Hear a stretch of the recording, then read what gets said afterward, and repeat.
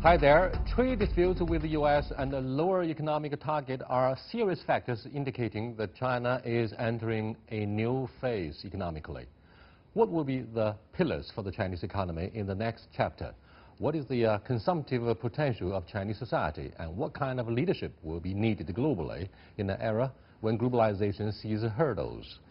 To discuss these issues, I was glad to speak with Mr. Li Daokui at the Boao Forum for Asia. He is the director of the Center for China in the World Economic at Tsinghua University. And in the second half, we shall talk to Professor Jiang Gong from the University of International Business and Economics in the studio. We will also have a look at China's job market in the year of 2019. That's our topic. This is a dialogue. I'm Yang Rui.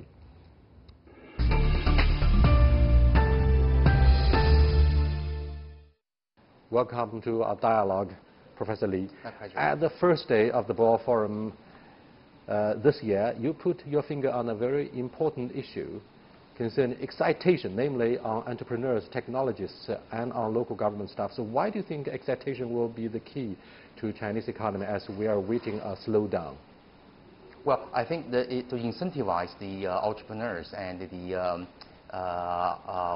scientists and scientific experts, these are the keys for the economy to revive its vigor, okay?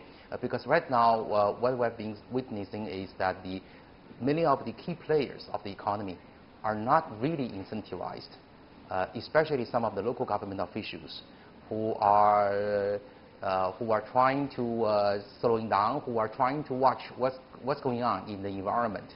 So these are the key issues for the Chinese economy to go back to its dynamic path of growth. And currently, my view is that the economy is growing below its potential. It's growing at below its potential rate of GDP growth, which should be around 6.5 to 7%. I always argue that policies are not nearly as effective as cases. Actually, what China needs right now actually are leading cases in which local government officials have been playing their right role in promoting local economic growth. You know, if you look at the past 40 years, it's always been the case that we have positive cases for entrepreneurs, for local government officials to follow. Currently, what do we have? What we have is actually policies, not to do this, not to do that, rather than positive cases for local governments to follow. So real cases of successful reformers, real cases of really proactive local government officials to promote local economic growth. These are the keys to re-incentivize local government officials. In fact, you have pinpointed a very delicate and sensitive issue on the relationship between government and the market. In fact, many policymakers, particularly those who are not working for the bureaucratic apparatus, say, should the government let market play its full role, then entrepreneurship would be fully stimulated, and government officials at the local level would do their best. What do you think of, say, the practice or common practice by the Chinese authorities to rule by decree instead of encouraging the market incentives? Well, this is the biggest myth about the Chinese economic growth, are all about overall economic growth. Let's compare two cities. One is Shenyang of late 1990s. The other one is Detroit. Okay, Detroit, we all know that it's not miserable. The economy has been declining, okay, where the government officials were laissez-faire. They were following laissez-faire policies. The local government officials were trying to support the local NBA team, the Pistons, and the local baseball team, the Tigers. I was there in the 1990s. But that's the outcome in Detroit. Whereas in Shenyang, in the late 1990s, the government officials were busy trying to deal with the consequences of globalization, where 2,000 state-owned enterprises went bankrupt. Government officials were busy trying to mitigate the pain of the laid-off workers and also try to attract new business. And one of them is BMW. BMW finally decided to go to Shenyang with the help of the local government in Shenyang, where the Shenyang government prepared land, literally explode away small hills and then replace the soil of the land in order for BMW to build the plants. So today, Shenyang is doing very well, although it's not as well as some other cities in China, but much better than Detroit. Having said this, let's look at the importance of having a sizable army of the middle-class consumers. We're talking about why domestic spending should be encouraged when China comes under huge pressure from Donald Trump over the issue of trade imbalance. Can you elaborate a bit more? Middle-income consumers and our ability to stimulate consumption. Well, there are around 300 million, between 300 million to 400 million population in China who have entered into the so-called middle-income group, right, with perhaps annual income around 200,000 RMB per year. Okay, so these group of people or consumers are actually currently the workhorse of consumption. They have their unfulfilled demand, for example, in kindergarten, in childcare, in the kids' education, and in their own medical service, and also in helping their parents to find suitable home to live. Okay, so in the short run, these middle-income group of people's demands should be better catered in order for consumption to grow. However, if we have a longer run perspective, the much more important homework to be done is the other 1 billion population who have not made it. The 1 billion population, right?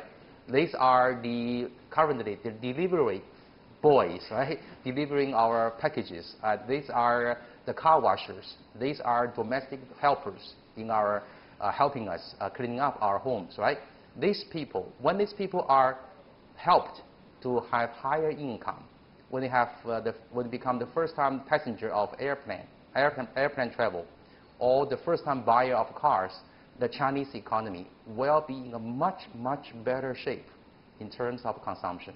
That's long-run homework, and that's even more important than the short-run stimulus of consumption. Thomas Friedman, a famous columnist who won Pulitzer Prize for many of his news writings, said the world is becoming more flat, crowded, and hard in terms of global warming, the rise of a middle class. Now, at the same time, we see the rise of a far-right movement, the populism, protectionism, on the platform of, say, more illegal immigration, the alleged outsourcing of jobs, and trade imbalances. So President Trump says enough is enough. We have to put America first, unconditionally. Even he's talking tough even to European allies.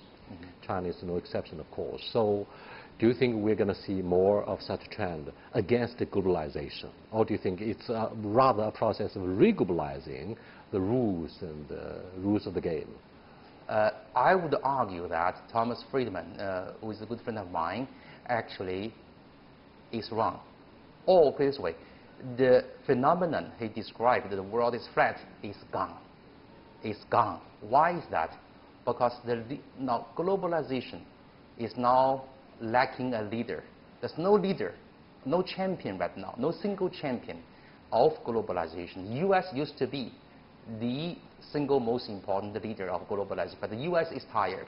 Why? Number one, in order to be a global leader of globalization, you need your market to be the largest. The U.S. market is no longer the largest in terms of tangible goods.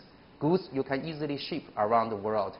China, India, South Africa, and Brazil, they're coming up. The U.S. is no longer having the largest market of imported goods. Okay, without the largest market, how can you convince other countries to follow your rule of globalization? Okay. Number two, in order to be a leader of globalization, you have to be an absolute leader in certain areas in which you enjoy huge amount of profit margin. With that, you can compensate the losers in your domestic economy. These sectors being, in the case of U.S. finance, the Wall Street, high tech, and manufacturing.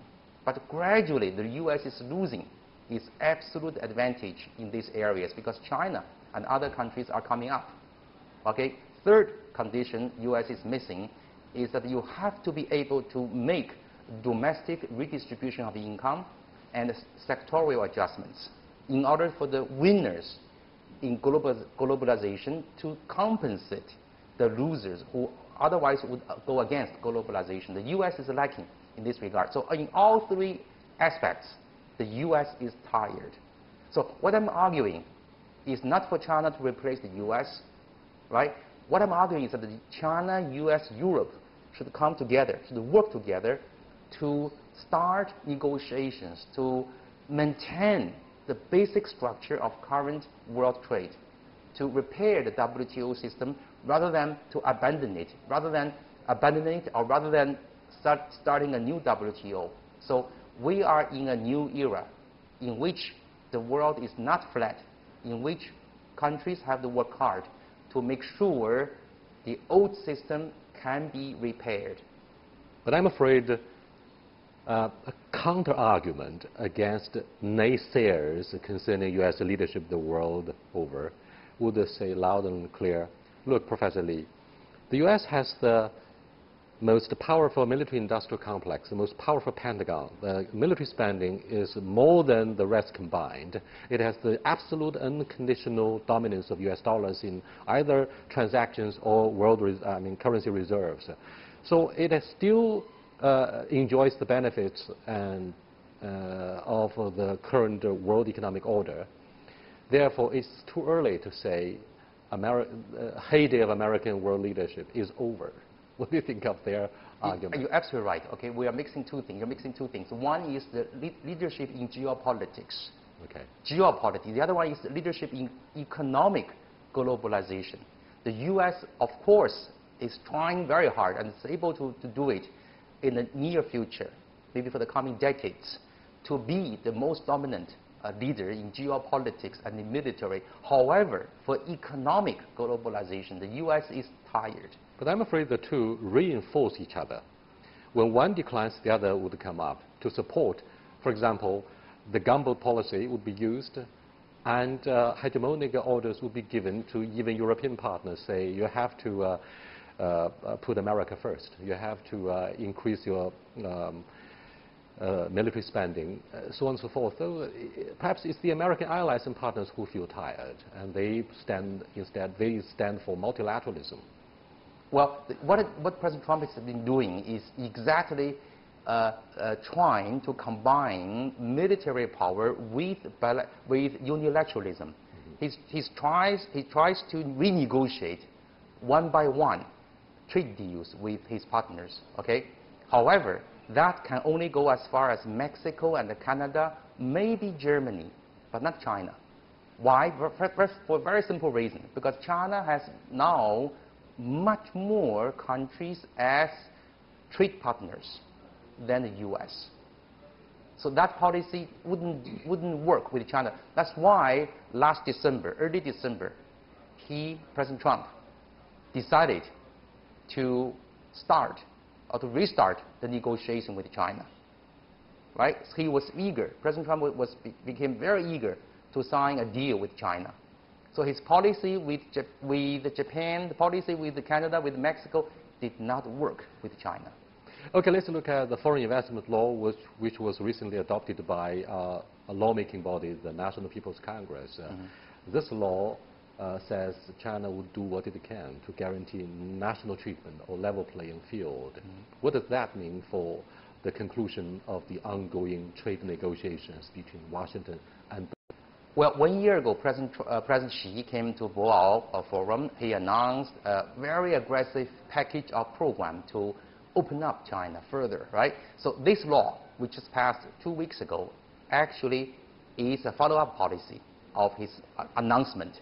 Well, this law, the new foreign investment law, to be frank, is very, very sketched. It's not detailed.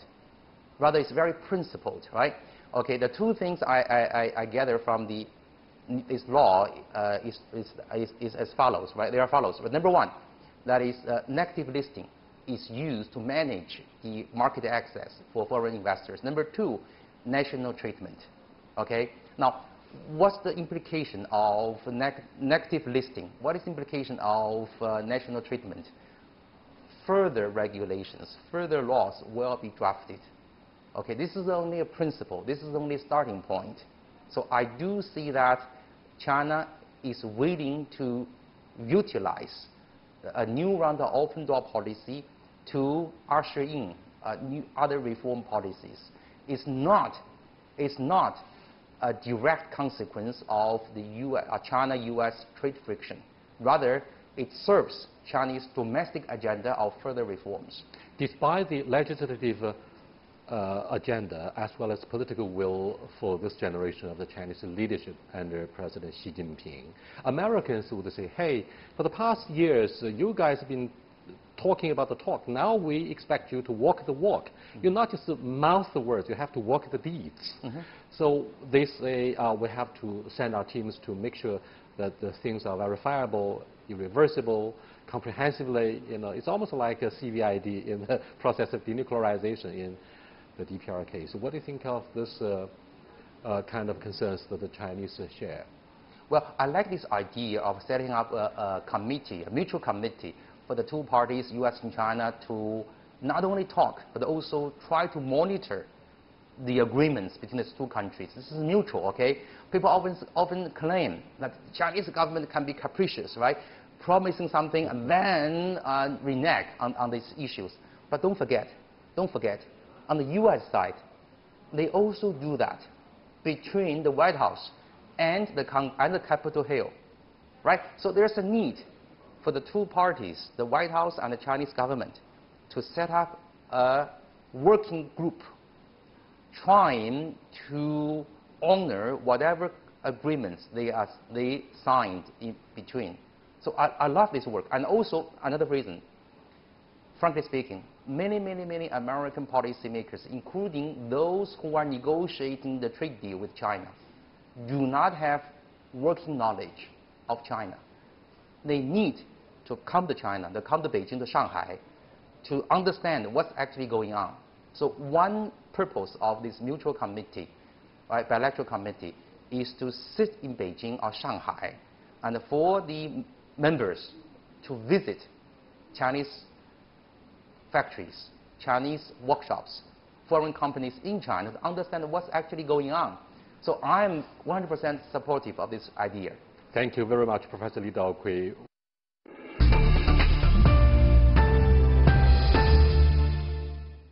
Well, that was my interview with Professor Li Daokui from Tsinghua University. By the way, he's a graduate of Harvard Business School. Are you impressed by what he says on the prospects of the Chinese economy and particularly American leadership? He says, well, the United States fails to qualify for this kind of leadership at a defining moment of, deglobalization.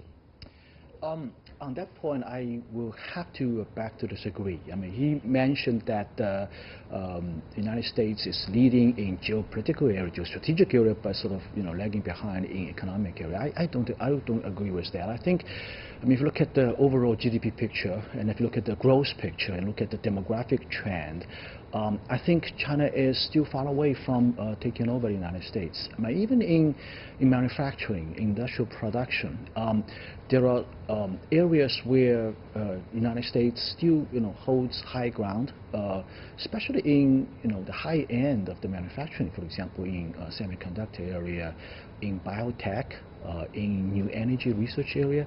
The United States is actually leading a lot. So even though we have made great stride over the past several decades, but I think the distance is still there. I think it's really premature, way too premature to draw this kind of a conclusion. I'm very cautious about that kind of a prediction.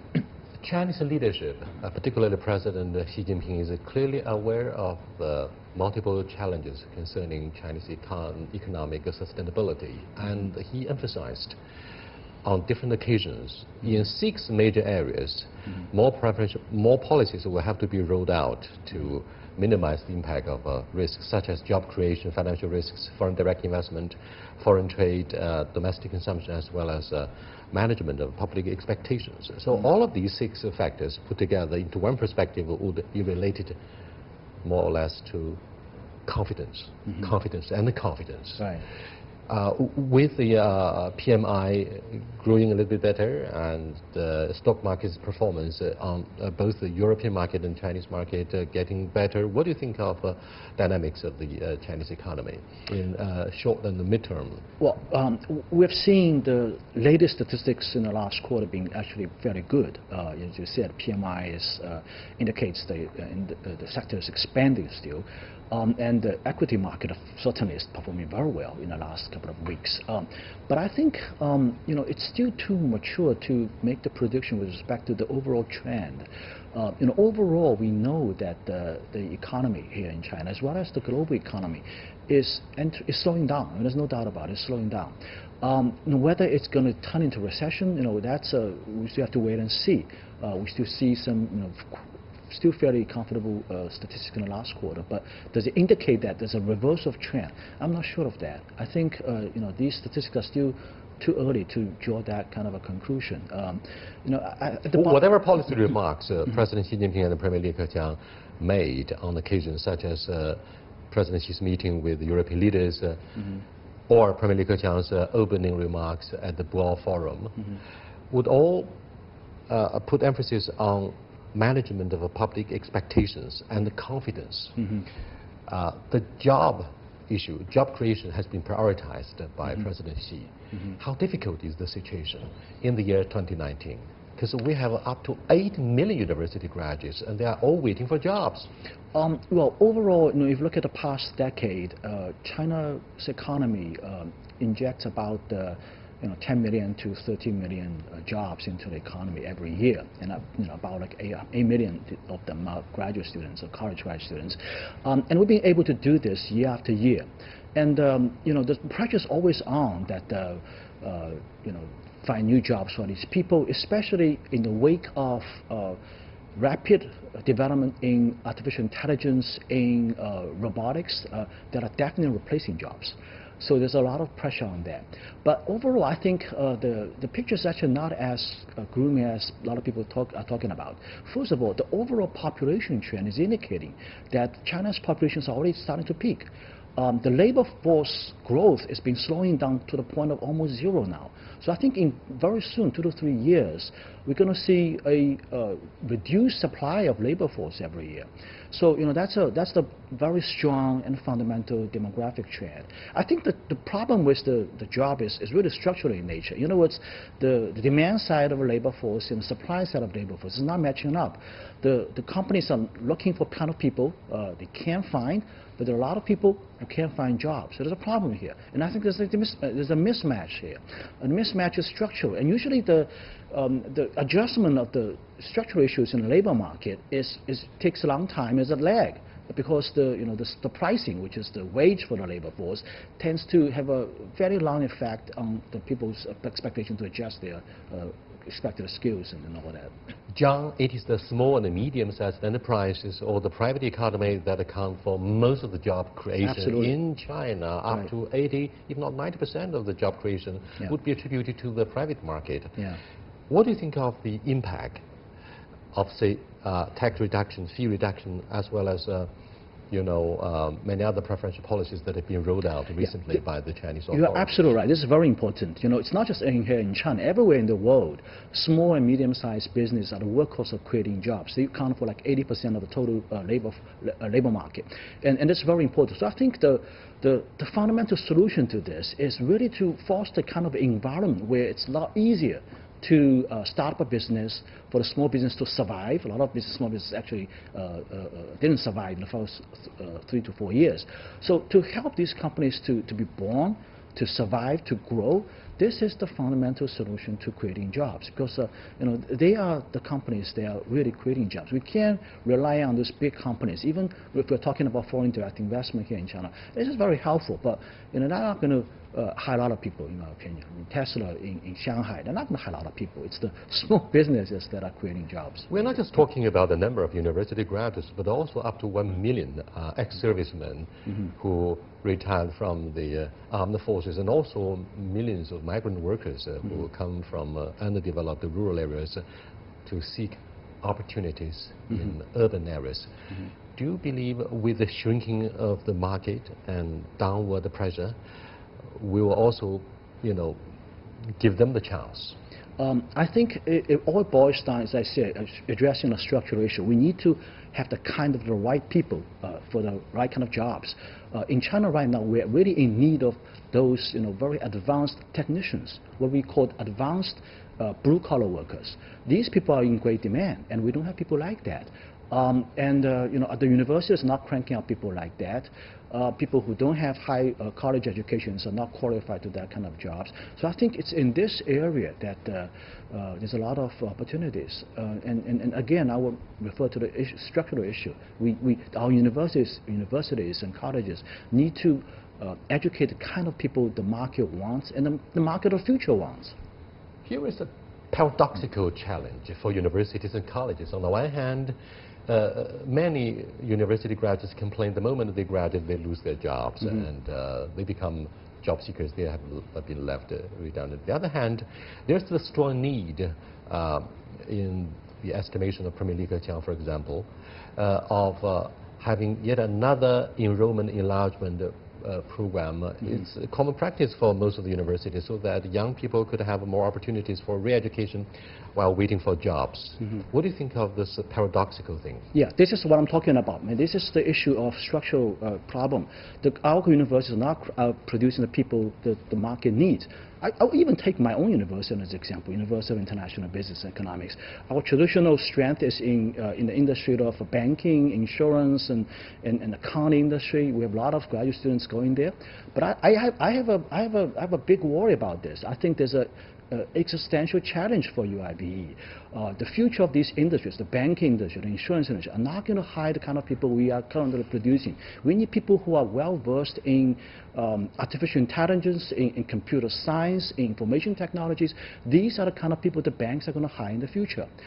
Today, for example, the emerging, the sunshine industries, companies like Alibaba, companies like Tencent, like Baidu, they come to UIBE. What kind of people can they hire, right? That's a big challenge. And I think in the future, our universities need to change, move into that direction to adapt to the future that is very STEM-centric, that's very technology-centric.